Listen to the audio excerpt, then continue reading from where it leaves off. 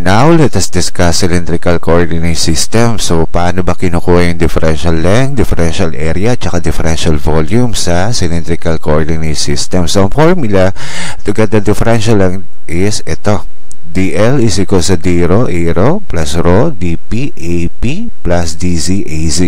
So, mamaya, doon sa mga susunod na slide, papakita ko sa inyo yung pinaka-derivation kung paano nabuo yung pinaka-formula na yan. Kasi biniyak ko na yung pinaka-diagram na ito para mas madali nyo maintindihan. Okay?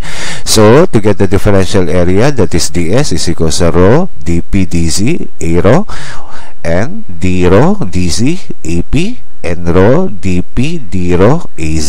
Okay? And the differential volume, that is dv, is equal to rho, d-rho, dp, dz. Okay? So, dito sa cylindrical coordinates, kung babalikan mo yung chapter 2 mo, ang mga coordinate system variable na ginagamit natin ay si rho, si p, at saka si z. Okay? Now, let us derive yung pinaka-formula ng differential displacement or differential length. Okay? So, ang formula nun ay ito. Okay? So, unahin muna natin yung unang term, si d-rho, a-rho, sa direction daw ni rho. Okay? So, ito yun, yung guhit na yan. Yan yung length na hinahanap mo na yun. So, ito siya. Okay? So, kung pinako-compute sa iyo ay yung pinaka-total differential length sa direction ng a-rho, 4 yun. Ito pa. Tsaka ito. So, mapare-parehas ang haba nun. Kaya naka-times 4 yun. Okay? So, pag tinignan mo siya, yung pinaka-shape nitong diagram natin ay hindi kaparehas dun sa naunang topic, which is the Cartesian. Okay? Kasi pa-cube yung pare-parehas ang haba ng mga shape ng cube natin. Dito, hindi to cube. Okay? Parang nakatupi yung pinaka-dulong side nito. Okay? Mas maliit yung pinaka-side sa likuran. Okay? So, kaya ito, naka-times 4 ito. Okay? So, doon naman tayo sa may sumunod na formula, which is rho, dp, ap. So, sa direction naman daw ni p. Okay? So, i-clear muna natin to. So, ito yun. Okay? Ang guhit na yan. Okay? Yan tinitignan mo sa direction ni p. Okay? So, dito, okay, magiging dalawa yung formula mo. Magiging dalawa yan kapag pinakuha yung pinaka-total differential length nito. Kasi, ito, yung haba sa baba, yan lang kaparehas niyang haba dito. So, naka-times 2 na yun para dun sa unang formula. Tapos, yung sa likuran, ito, at saka ito, hindi na yan kasing haba dun sa nauna. So, naka-times 2 din yun. So, ibig sabihin, magiging dalawa yung magiging formula mo dito kasi magkaiba ng haba yung pinaka-length doon, okay, sa direction ng P mo. Okay? So, kailangan maingat ka sa parte na yan. So, ibig sabihin, para mas madali mong maintindihan, itong second equation natin magbe-break sa dalawang equation pa. Kasi, yung isa na naka-times 2, yung rho na gagamitin nun ay yung nandito, yung pinakamaliit na radius. Tapos, yung pangalawang equation naman niya, yung rho na gagamitin nun ay yung mas malaking radius naman dito naman. Okay? Okay? So, doon naman tayo sa z-axis. Okay? Clear muna natin to. So, dito na tayo sa dz-az. So, ito ang tinitigan mo na dyan na side. Yan yung length niya. So, kung mapapansin mo, 4 yan. Okay. So, ibig sabihin, pag pinakuha yung pinaka-total differential length sa z-axis mo, naka-times 4 ito. Okay? So, dapat maingat ka sa part na ito kasi pagdating dun sa second term, okay, naghihiwalay yung pinaka-formula nun sa dalawa kasi magkaiba ng rho o radius na ginagamit yun. Okay? Now, let us derive kung paano nakuha yung differential area na formula sa cylindrical coordinate system. So, ito yung pinaka-formula. So, unahin na natin yung pinaka-unang term, okay, sa formula ng surface area niya, which is rho dp dc sa direction ng arrow natin. So, ang hinahada mo surface area na yan ay ito. No, yan. Itong part na yan. At saka yung nasa likuran. Okay. So, dito, okay, magbe-break sa dalawa yan, yung pinaka-formula ng area na yan. Kasi, iba yung surface area sa harapan, okay, yan, at saka dun sa likod. Kasi mas maliit yung nasa likuran. Okay? So, ibig sabihin, kapag pinakuha yung pinaka-total enclosing surface area sa direction ng row natin, maghihiwalay sa dalawa yung formula na yan. Kasi, iba yung radius na ginagamit dito sa likuran at saka dun sa harapan. Kasi, mas maliit yung radius na ginagamit nung nasa likuran na diagram kesa dun sa radius na ginagamit nung nasa harapan na diagram natin. So, ibig sabihin, every time na nagpapakompute ng pinaka-total surface area sa direction ng arrow mo, dalawa yung magiging equation niya. Okay? Isang equation na ang gamit ay yung smaller radius mo, tapos isang equation naman na ang gamit naman ay yung mas malaking radius naman. Okay? So, i-clear natin. Doon naman tayo sa pangalawang formula, sa direction naman ni P. So, ang hinahanap pong sides, okay, na surface area ay ito. Okay? Sa direction ni P daw. O, yan. At saka ito. Okay? So, ibig sabihin, naka-times 2 to. Okay? Kasi parehas lang naman yung laki nung pinaka-surface area na yun. So, imumultiply mo lang sa 2 yun, yung pinaka-formula na yun, para makuha mo yung pinaka-total surface area sa p-axis natin. Okay? So, doon naman tayo sa mga pangatlong formula. Okay? So, i-clear natin. So, doon naman tayo sa z-axis. So, ang hinahanap mo surface area naman, ito. Ayan, yung nasa taas at saka nasa baba. Okay? So, ito yun. Okay, yan. At saka ito. So, kapag pinako-compute yung pinaka-total surface area sa z-axis, naka-times 2 to. Kasi yung laki nung surface area sa taas at saka sa baba, parehas lang. Okay? Now, let us discuss the formula for differential volume ng ating cylindrical coordinate system. So, that is dB is equal sa rho, d rho, dP, dz. So, yan yung gagamitin mong formula in order for you to get the volume sa cylindrical coordinate system. So, itong mga diagram na nakikita nyo na ito, yan yung napag-aralan natin kanina. Pinakita nyo lang yung pinaka-exploded view ng differential area at saka ng ating differential volume. Okay? Okay, let's have an example para maintindihan nyo yung mga formulang pinag-aralan lang natin kanina. So, sa example number 1, the surfaces ng ating rho from 3 to 5 at ating P, which is 100 degree to 130 degree, at Z from 3 to 4.5. Define a closed surface. So, determine sa part A the enclosed volume, sa part B the total area of the enclosing surface, and sa part C the total length of the edges of the enclosing surface. So, dito, kung mapapansin mo, alam mo kaagad na ito ay cylindrical coordinate system kasi ang given sa ating mga data ay naka-cylindrical coordinate system kasi yung mga variable na ginamit niya, si rho, si P, at saka si Z. So, ibig sabihin, kahit anong problem yung bigay sa'yo, madali mong ma-identify kung Cartesian, cylindrical, o spherical siya. Depende dun sa given coordinate sa kanya. So, kapag kunyaring walang mga angle ka nakikita dun sa pinaka-coordinate system na ibinigay sa'yo, Cartesian yun. Kapag may isang angle na given sa'yo, cylindrical siya. Kapag dalawang angle naman ang given sa'yo, spherical siya.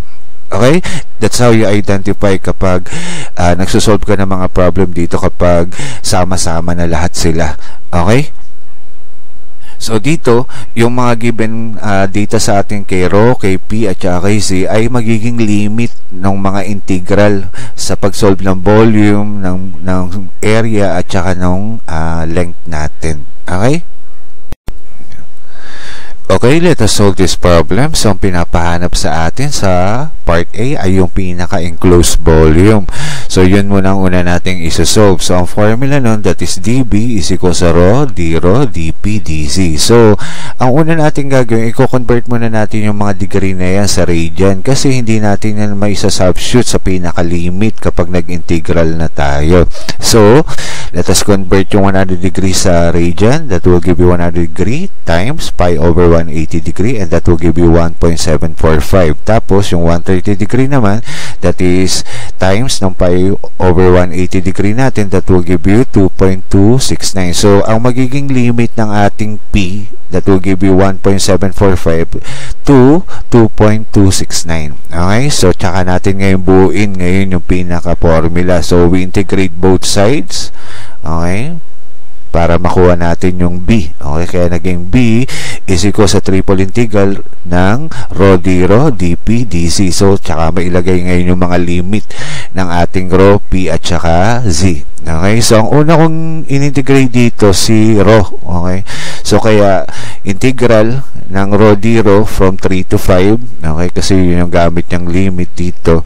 So we use the power formula sa pag-integrate. So magiging integral ng rho d rho natin will be rho squared over 2, and then we substitute the limit from 3 to 5. So that will give you 5 squared over 2 minus ng 3 squared over 2, and that will give you 12.5 minus 4.5, and that will give you a value which is 8. So ito, basa natin yung 8 na yun. Ang integrate naman natin ay si dp. Okay, so integral ng dp from 1.745 to 2.269. So integral ng dp ay p. Okay, kaya naging 8 times the quantity ng p from 1.745 to 2.269. So we substitute that limits dun sa nakuha nating integral. So kaya naging 8 times the quantity ng 2.269 minus 1.745, and that will give you 8 times ng 0.524, and that will give you a value which is 4.192. So ilabas ulit natin yung nakuha nating sagot na yan sa integral. Ang integrate naman natin ay si dc, kaya naging integral ng dc from 3 to 4.5. So ang integral ng dc ay z, kaya ang kinalabasan 4.192 times the quantity ng z from 3 to 4.5. So we substitute the limit dun sa pinaka-integral na nakuha natin. That will give you 4.192 times the quantity ng 4.5 minus 3, and that will give you 4.192 times ng 1.5, and that will give you 6.288. So that will be the volume, okay, ng ating given data. Okay? Okay, let us solve yung part B. Ang pinapahanap naman dito ay yung pinaka-total enclosing area. Okay, so ang formula natin, di ba, ds is equal sa rho dp dc a rho plus d rho dc ap plus rho dp az. So to get the formula, we get the integral, okay, ng both sides. Okay, so magiging double integral to kasi dalawa yung differential natin dyan. So kaya ang kinalabasan, s is equal sa double integral ng rho d rho dz from 1.745 to 2.269 and 3 to 4.5 plus double integral ng d rho dz from 3 to 5 and 3 to 4.5, tapos plus double integral ng rho dp d rho from 3 to 5 and from 1.745 to 2.269. So ibig sabihin yung magiging limit na gagamitin mo sa bawat equation, okay, sa bawat term na yun ay yung mga limit na dala-dala ng differential mo. Okay, kung p tsaka z yan, so p tsaka z ang gagamitin mong limit. Okay, so ganun din dun sa ibang term pa. Okay, so let us solve this problem. So dito, sa unang equation niya, maghihiwalay sa dalawa yan. Okay, yan yung pinaliwanag kanina. Kasi yung rho natin, magkaiba ng radius yung ginagamit nung surface area.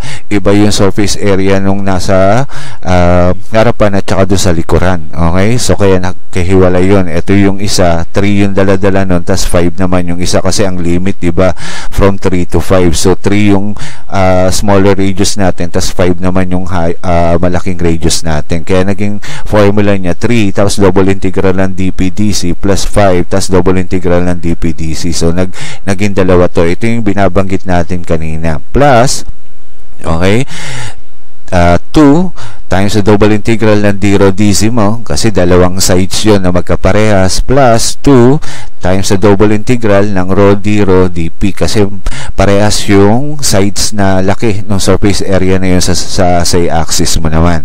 Okay, so let us compute this whole equation. Okay, so ang kalalabasan nun, ang integral ng dp at saka dz ay p at saka z, and then we substitute yung pinaka-limit niya doon.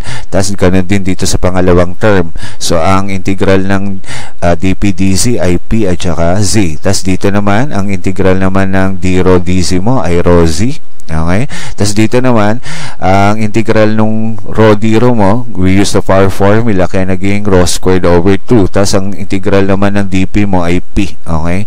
So kaya ganyan yung kinalabasan na equation. Tapos, isubstitute na ngayon natin lahat yung mga limit na yun doon sa nakuha nating integral na yun. So doon tayo sa unang term, ang kalalabasan ng 3 times the quantity ng 2.269 minus ng 1.745. Tapos, yung limit naman ng z ay 4.5 minus 3 plus 5, okay, times sa quantity ng 2.269 minus 1.745 para sa limit ni p, tapos sa limit naman ni z, that is 4.5 minus 3 plus 2, okay, dito na tayo. So, limit naman ni rho, that is 5 minus 3. Tapos, ang limit naman ni z ay 4.5 minus 3. Okay? Plus 2. Okay? Ito yun. Tapos, we substitute yung limit ulit ni rho, which is 3 to 5. So, kaya naging 5 squared over 2 minus 3 squared over 2. Tapos, substitute natin yung limit ni p, that is 2.269 minus 1.745.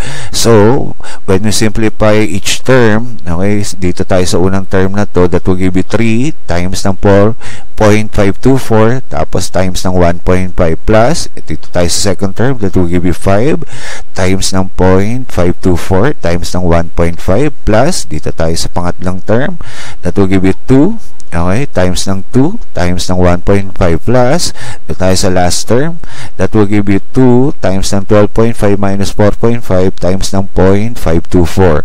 So when you simplify each term nito, ang kalalabasan nun ay 2.358 plus 3.93 plus 6 plus 8.384. And when you get the sum, you will get the value which is 20.672. So that will be the total enclosing area nitong shape na to sa cylindrical coordinates natin. So, naglagay na ako ng note dyan kung bakit natin pinaghiwalay yung pinaka-equation na ito.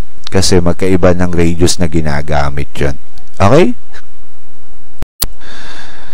Okay, let us solve the last part, which is part C. Ang pinapahanap ay yung pinaka total differential length ng ating enclosing surface. Okay? So, ang formula ng dl is equal to d rho a rho plus rho dp ap plus dc az. So, we integrate both sides para makuha natin si L. Okay? So, kaya naging formula L is equal to, okay, 4 integral from 3 to 5 ng d rho. Bakit naging 4 yun? Kasi, di ba, pinag-aralan natin kanina, ang sides ng rho natin ay ito. Ayan. Yan yung mga length na hinahanap mo. So, pare-parehas ang haba nun. So, 4 siya, kaya naka times 4. Okay? Tapos, doon naman tayo sa second term. Ito na yung magulo dyan. Kailangan paghiwalayin mo sa dalawa na yun, di ba? So, i-clear natin to. So, kaya siya pinaghiwalay, okay, kasi ito yung differential length nung isa na magkaparehas, okay, sa mas mataas na radius, okay, so ito yan, diba, dalawa yung radius natin from 3 to 5, so yung sa mas mataas na radius, dalawa yung size na magkaparehas, kaya naka times 2 yun. Tapos, yung isa naman, okay, ito yun, yung nasa likuran, yung mas maliit na radius, yan, tsaka ito. Okay, kaya naka times 2 din yun. Doon naman sa mas maliit na radius, which is 3. Okay, so para makuha mo yung pinaka total differential length sa axis ng P natin, naka times 2 yung bawat radius nung nadala-dala. So kaya naging 2 times 3 integral ng dp natin from 1.745 to 2.269 plus 2 times 5 integral ng ating dp from 1.745 to 2.269. Okay? So, plus, doon naman tayo kay DC. So, tanggalin muna natin. So, kaya naka times 4 doon kasi yung DC natin, 4 din yun. O, 1, 2, 3, 4 na magkakaparehas ang taas. Okay? Kaya naka times 4 siya. So, integral ng DC from 3 to 4.5. So, we integrate now. So, kalalabasan ng unang term, 4 times the integral nitong d rho natin ay rho from 3 to 5 plus ang integral naman ng dp natin ay p. Okay? So, kaya naging 6 na yan kasi 2 times 3, that will give you 6 from 1.745 to 2.269 plus 2 times 5, that will give you 10 at ang integral naman ng dp ay p din, which is 1.745 to 2.269 plus 4. Okay? Ang integral ng dz natin ay z from 3 to 4.5. So, we substitute the limit do sa mga nakuha nating integral, that will give you 4 times ng 5 minus 3 para sa unang term. Sa second term naman, that will give you 6 times ng 2.269 minus 1.745 plus doon sa third term, that will give you 10 times sa quantity ng 2.269 minus 1.745 plus doon sa last term, that will give you 4 times ng 4.5 minus 3. So, when we simplify the whole term, okay, so doon sa unang term, that will give you 8. Sa pangalawang term, that will give you 3.144. Tapos sa pangatlong term, that will give you 5.24. And sa pang-apat na term, that will give you 6. So, when you get the sum, you will get the total length, which is 22.384. Okay? So, ito na yung mga note na kailangan mong tandaan kung bakit naging ganyan ang ating solution. Okay? Okay, let's have another example. So, problem number 2, use the cylindrical coordinate system to find the surface area given by 2 rho cosine p az. So, dito sa problem na to, pinakukuha sa atin yung pinaka-surface area nitong given equation na to. So, sa direction daw ng z-axis natin ang kailangan natin computing surface area. So, dapat alam mo kung ano yung pinaka-differential na ginagamit sa z-axis. So, dapat kabisado mo yung pinaka-diagram as well as the formula. Okay, dun sa axis na yun kasi hindi naman total yung pinapahanap. Yung nandun lang sa may z-axis na part na surface area ang pinakukompute dito. Okay? Okay, let us solve this problem. So, ang pinapahanap sa atin ay surface area sa z-axis, which is, ang given na equation ay 2 rho cosine p. So, dahil area ang hinahanap, so double integral ang gagamitin natin. So, double integral ng 2 rho cosine p dA. So, dahil sa z-axis to, so, ang ginagamit nating differential sa z-axis ay rho d rho dp. Okay, so, kaya naging ganito ang pinaka-equation natin. And double integral ng 2 rho cosine p ng rho d rho dp kasi yan yung equivalent differential ng ating az. Okay? So, pag dinistribute natin yan dito sa term na to, that will give you double integral ng 2 rho squared cosine p d rho dp. So, ang una nating in-integrate dito si rho. Okay? So, ang magiging constant variable natin si 2 cosine p, kaya nilabas na natin siya. Kaya naging 2 cosine p integral ng rho squared d rho. So, we use the integral ng power formula.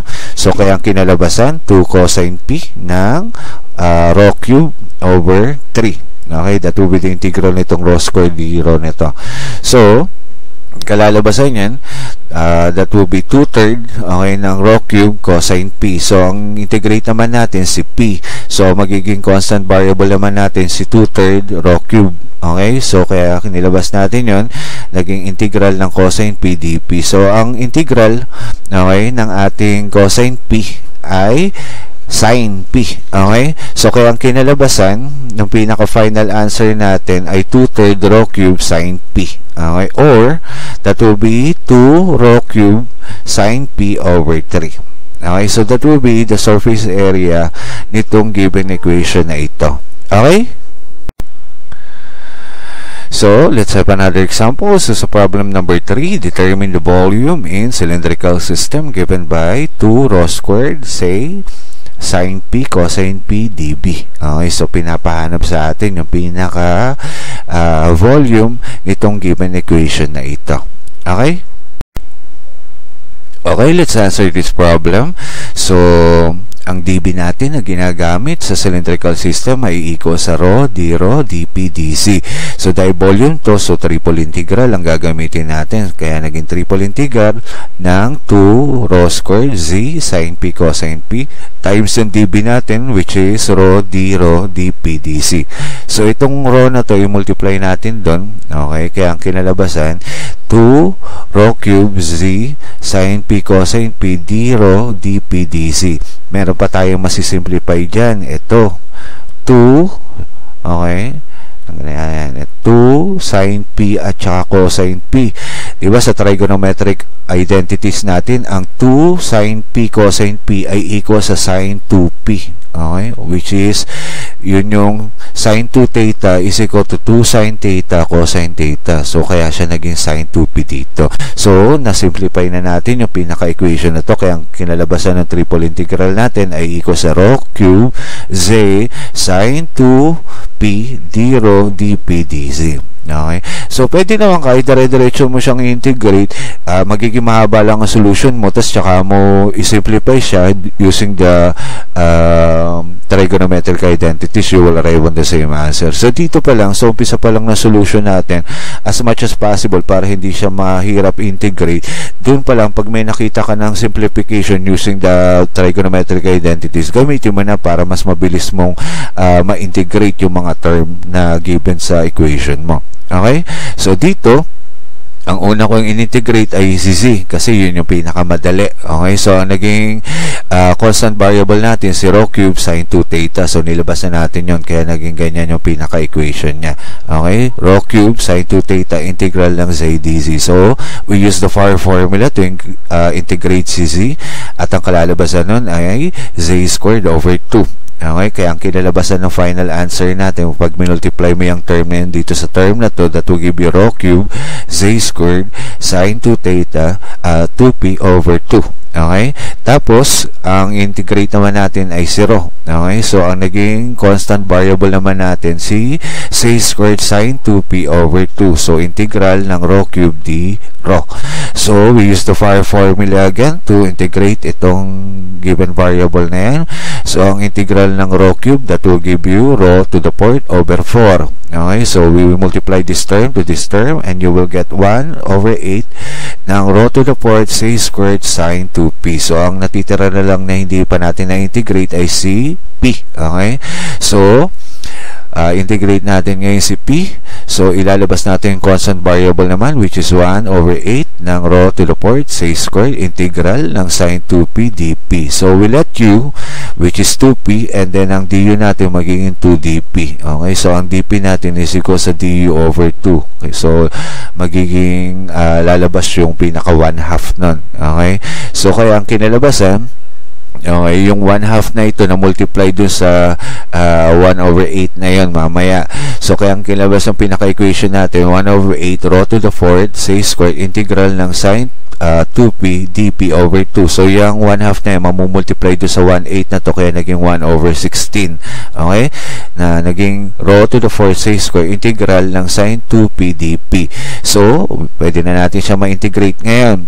So, ang integral ng sin, di ba, ay negative cosine. Kaya ang kinalabasan, 1 over 16 rho to the fourth z squared ng negative cosine 2p. Okay? So, ang magiging final answer mo kapag minultiply natin yan dito sa term na to, that will give you negative 1 over 16 ng rho to the fourth z squared cosine 2p, or that is equal to negative rho to the fourth z squared cosine 2p over 16. So, either of these two, parehas lang na sagot yon at parehas na tama. Okay? So, kung mapapansin mo, pasaya ng pasaya yung mga problem na sinasagutan natin as we go on dito sa pinaka-later part ng topic na ito. So, masyado niya na kayong pinangingiti ng todo-todo. So, kailangan ng iba yung tiyaga at sipag sa pagsosolve ng mga problem dito para matrain ka. Okay? At kailangan balikan ng yung integral calculus kasi yun yung pinaka-key factor sa pagsagot ng mga problem dito sa topic na ito. Okay? So, I guess that's it. See you again sa susunod na tutorial. Don't forget to like and subscribe. Until next time, bye-bye!